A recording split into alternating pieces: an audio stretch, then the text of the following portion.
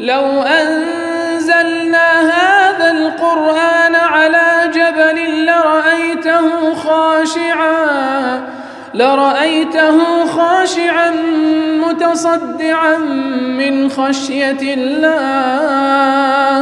وتلك الأمثال نضربها للناس لعلهم يتفكرون. الحمد لله والصلاة والسلام على رسول الله وعلى آله وصحبه ومن والاه. السلام عليكم ورحمة الله. برزان خوش حالم لواني 378 لواني كاين تفسير القرآن بيرزبين وخزمتان بس رزامندي خواهي قول وهوادان بأوي أزيز سودي لور بقرن. أعوذ بالله من الشيطان الرجيم. بسم الله الرحمن الرحيم. ولا تجادل عن الذين يختانون أنفسهم إن الله لا يحب من كان خوانا أثيما. بەڵخۆ شەویستان لە درێژەی و ئاتانێکەوە لە دووانەی ڕابردوو باسمان کرد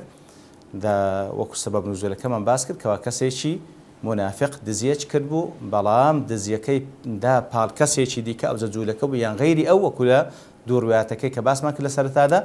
ئیتر پاشەوەی قەزیەکە دێنە لای پێغەمبەر صلی الله علیه وسلم کەسانێک دێن دیفاع لە کەسە منافقەکە دەکەن والحاصل هەتاوکو ئاتکاندار بەجێ و خوای گەورە حەقەتی قەزیەکەی ڕۆن دەکاتەوە. ولا تجادل عن الذين يختانون أنفسهم كواتا مجادلة مكة ودفاع مكة لكسانك كوا يختانون أنفسهم أوانا خيانة لقل نفس خويا دكن خيانة لقل نفس خويا دكن كواتا مجادلة بابلين دفاع مكة لكسانك كوا خيانة لنفس خويا دكن بس خيانة لنفس خويا دكن بوي خيانة لنفس خويا دكن كوا جناه أنزام ددن وكزانا دفرمون أي يخونونها بالمعصية خيانة لنفس خوان دكن بو معصية جناهي كأنزام الدن كواتب راستي جناح أنزام دان خيانة إنسان لنفس خوي دكا كما جعل ظلما لها لرجوع ضررها إليهم وهروها بظلم مش حسابه لبروي فعلا بو جناهي كذا خوي معرض دكا لبو سزاي خوا سبحانه وتعالى وأنا وكزانا دفن يختارون نفس خوان بتايبتي لو قضية أو كسا منافقة خيانتي لقل إيمان داران كردية بلام خواي قديدات بال خوان لبر أوي براستي أو كسي كوا وكل ولا تقتلوا أنفسكم وكل لو كاتباس ما كان عند سورة النساء خوتان ما كجن لبر كسي كتكش وتخوت كج نفسي بشرت هموي باعتباري يك نفسه هموي كرو كتسي يقدا كبابا إتر ولا سورة الحجر ولا تلمزوا أنفسكم عيب لنفس خوتا ما بين واتلا برام بركة ما بينه كواتين سند بوش شوي هالوسط بابنا هالسكود بكالا قال برام بركة أو كوالا قربي لك حساب لقى خود كر وهروها بوي اعتبارز لقى خود ديكي النتيجة كي بخود تحملي دكي بخود سرنزامي خرافي أو جناه تاواني ككرديت التحملي دكي يتركسي كوا جناه تاوان دكا خيانة لقى نفس خوي دكا ناشكري كسيك بيت دفاعي ليبكا. إمام رازي رحمة الله يبدأ واعلم أن في هذه الآية تهديدا شديدا بزان أو آتا هرشيش تندي تدا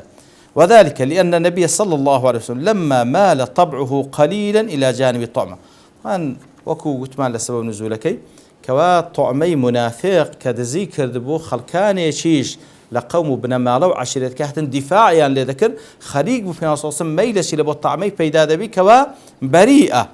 كاتك أو ميلا لضلي بيان صلى الله عليه وسلم بطعمي بيدابو وكان في علم الله أن الطعم كان فاسخا بلام خواهي يقول في أقدارك والطعم تفاسق التوان بارك فالله تعالى عاتب رسوله على ذلك القدر من إعانة المذنب سبحان الله. الله سبحانه وتعالى قليل بيغمبر كسر صلى الله عليه وسلم لقدر أو ميليك لضلي بيدابو برامبر بو الطعمي كوا ظاهرا خلقانك دفاعا لذكر ضلي فكيف حال من يعلم من الظالم كونه ظالما ثم يعينه على ذلك الظلم. طيب باشا يبيان صوص مجرد لسر حسابي بو اعتبارك وكسانك هاتن دفاعيا للطعمة يذكر خريق بو ميليق لبو الطعمة بيدابك ادي باشا دبي حالي او كسيكوبي كوا تاق دزاين فلانك الظالمة تاق دزاين فلانك الظالمة او دا يارمتيشي دا لسر ظلمكي بل يحمله عليه ويرغب في أشد الترغيب نكهر ميلي لبودسي بلكو يارمتي دا تاوكو بردوان بي لو ظلمي كواتا بالتأكيد مشمولة بهر الشيخ واي قولة ولقل أيش حسابي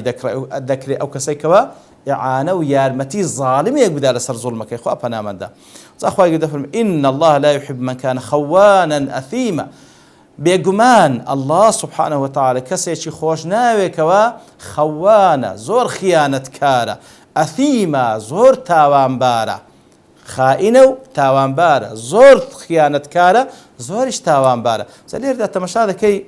خوي يقول سبحانه وتعالى ناوي لو كسنا خوانا أثيما وكتمان أجر سبب نزولك كباس ما كر باس طعمي يهود طعمي منافقة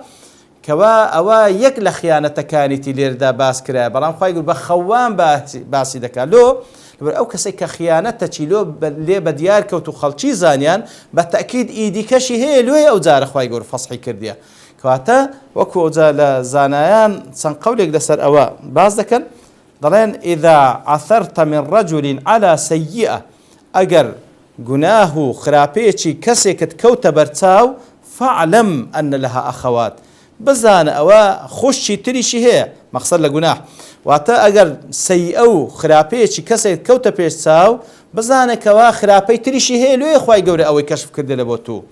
إمام أو حادثة إمام عمر زور مشهور خوالي الرازي بكاتك وفرمان ذكا كاتك وخليفة دستي دزك ببردري دايتشي أو دزاديتن دقريو ضليا أمير المؤمنين أو يكم زارة عفوي بك تفرمي دروت كر لبرو إن الله لا يؤاخذ عبده في أول مرة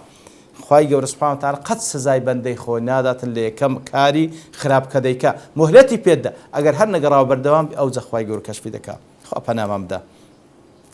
يستخفون من الناس ولا يستخفون من الله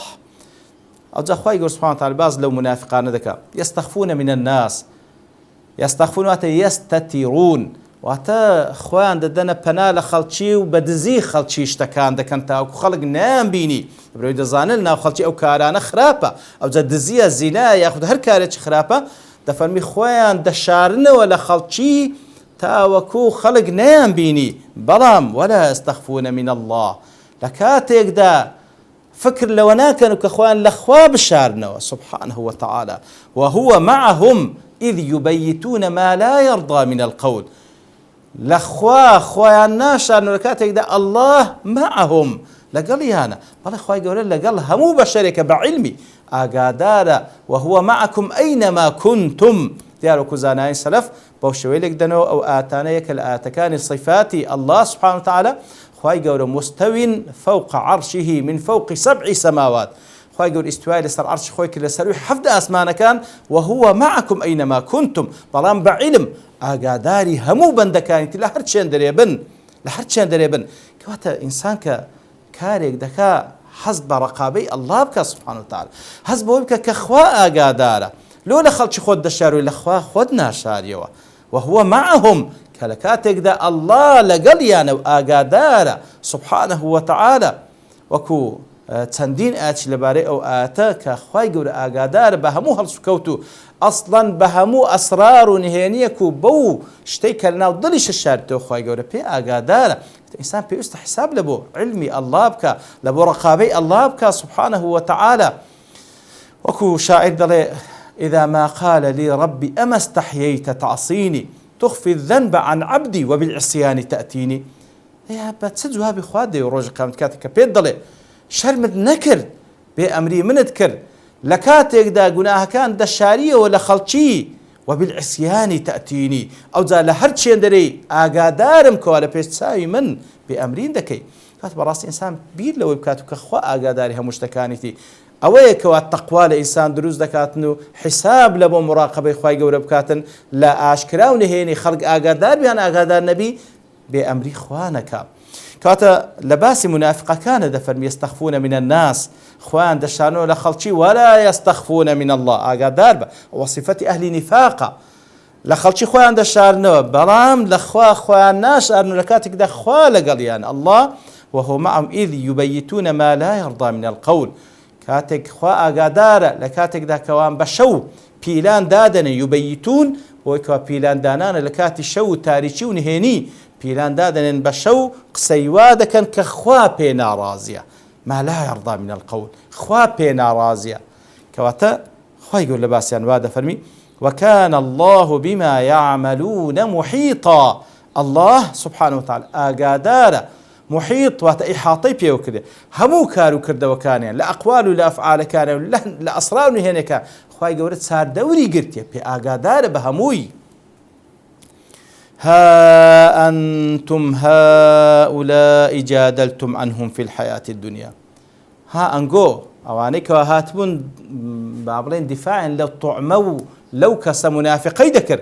خواهي قولت ها أنقو ها لبو آقاداري وإن تنبيه آقادار كرنوية آقادار بن أنقو نواهاتنا دفاع لو كس دزانا ولو كس منافقان ذكر لجيان دنيا دا فمن يجادل الله عنهم يوم القيامة.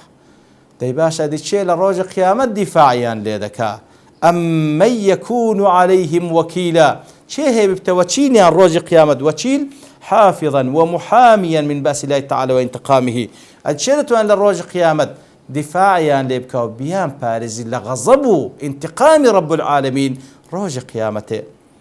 ومن يعمل سوءا أو يظلم نفسه ثم يستغفر الله. هر کەسێک يعمل سوءا أو يظلم نفسه هر کەسێک خراپەیەک بکا کەوا زەڕەکەی بگاتە غەیری خۆی ئەو يظلم نفسه یان خراپەیەک لە بینی خۆی خوا بکە تەنها زوڵم نفسی خۆی بکاتن بەڵام ثم يستغفر الله داوای لێخۆشبوون لە الله بکات سبحانه وتعالى يجد الله غفورا رحيما دەبینیتەوە الله سبحانه وتعالى غفور رحيما لي خوش دبيو رحمي بيدك او كوزانان دفرمون ومن يعمل سوءا وكوتمان او خراباني كوا كسك ديكا لحقي غيري خوي ظلمي ليدكا لحقي غير خوي تجاوزي سنور دكا مالي دخوا يان لا ترباري عرضي قسان دكا ياخذ بهر شيء ازاري ددا او السوء يسوء غيره او يظلم نفسه يان جناحك دكا بين خوي خوا ظلم لخوي دكا بەڵام پاشان ئیستغفار بکە ئیلا ئەخوای گەورە لێی خۆش دەبی طبعا حەق و ناسی پێویستە بگەڕێتەوە یاخود گەردەنی خۆی پێ ئازا بکە. لە حەدیثێکدا کەوە ئیمامی ترمذی و ئەبوو داود و ئیبن ماجە و ئیمامی ئەحمەد ڕەوایەتکەن لە ئەبی بەکری صدیق خوای لێ ڕازی بی دەفەرمووی پێغەمبەر صلی الله علیه و سلم فەرمووی ما من عبد يذنب ذنبا هەر بەندەیەک گوناهێک بکە ثم يقوم پاشان هەڵبستیتەوە فيتوضأ فيحسن الوضوء دەستنوێژێکی چاک بشوە ثم يصلي ركعتين دورك عن نويجبك ثم يستغفر الله تعالى لذلك الذنب دەست نوێژێک چاک بشوە ئەو جا دورك عن نويجبك پاشان تەوبە و ئیستغفار لەو گوناهی بکە کە کردیتی إلا غفر الله له إلا خوای گەورە لێ خۆش دەبی. ئەو جا پێغەمبەر صلی الله علیه و سلم أو آتي خينده ومن يعمل سوءا أو يظلم نفسه ثم يستغفر الله يجد الله غفور رحيم. وهو آتي سورة آل عمران والذين إذا فعلوا فاحشة أو ظلموا أنفسهم ذكروا الله فاستغفروا لذنوبهم ومن يغفر الذنوب إلا الله ولم يصروا على ما فعلوا وهم يعلمون. كواتە بەڕاستی هەرچەندە گوناهبار بی هەرچەندە گوناهی گەورەی کردبی بەڵام پاشان